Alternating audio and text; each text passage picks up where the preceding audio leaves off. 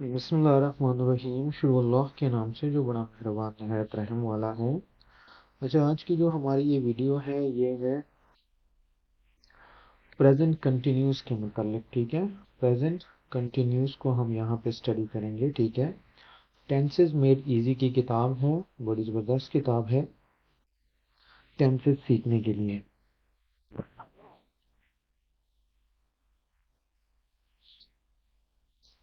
अच्छा, तो यहाँ पे ये कह रहे हैं कि rewrite the following as negative sentences. ठीक है, तो नेगेटिव सेंटेंसेस इसके बनाना इंतहाई आसान है। ठीक है, ये इज हो गया, आर हो गया, इस तरह के जो वर्ड्स इसमें आ रहे हैं ना, इसको हम कहते हैं कि हेल्पिंग वर्ब। ठीक है, इसके बाद सिर्फ आपने नॉट लगाना है। ठीक है, बाकी और कोई चेंजेस इसमें नहीं है।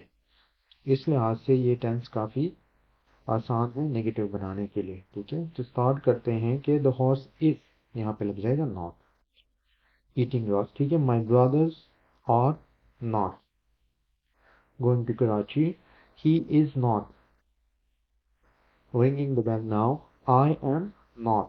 ठीक है, taking examinations, birds are not flying in the air, the radio is not playing। ठीक है, I am not doing my duty, they are not writing for you, dogs are barking at them, are not।